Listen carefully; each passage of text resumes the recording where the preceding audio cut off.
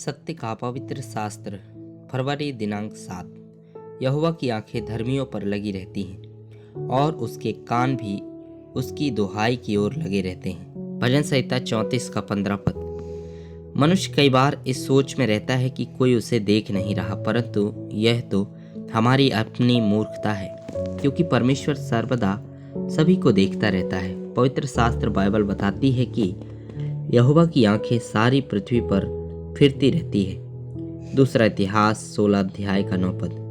देख, यहोवा की दृष्टि सारी पृथ्वी पर इसलिए फिरती रहती है कि जिनका मन उसकी ओर निष्कपट रहता है, उनकी सहायता में वह अपनी सामर्थ्य दिखाए।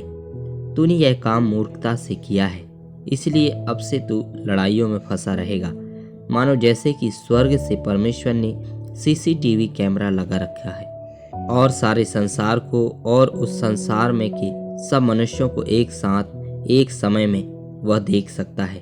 परंतु धर्मियों के लिए और उन लोगों के लिए जिनके मन निष्कपट हैं और परमेश्वर से सच्चा प्रेम करते हैं, उनके ऊपर उसकी दृष्टि लगातार बनी रहती है, ताकि वह उनकी सारी बातों में उनकी सहायता करता और उन्हें संभालता है। धर्मी जनों को मिलने वाला यह एक बहुत ही सुंदर सा उपहार है, जिसमें परमेश्वर की दृष्टि उनके ऊपर बनी रहने के कारण वे सारे भविष्य की विपत्तियों से सुरक्षित हो जाते हैं, इसलिए कि आने वाले भविष्य की घटनाओं को कोई भी मनुष्य नहीं जान सकता। परमेश्वर सारी बातों को अनादि से ही जानता है और केवल वही परमेश्वर यहोवा हमें हर एक आने वाले खतरे से, विपत्ति से और सब प्रकार की हानि से बचाने की समझ, ज्ञान और शक्ति रखता है। भजन संहिता 32 का 8 पद। मैं तुझे बुद्धि दूंगा और जिस मार्ग में तुझे चलना होगा उसमें तेरी अगुवाई करूंगा। मैं तुझ पर कृपा दृष्टि रखूंगा और सम्मति दिया करूंगा।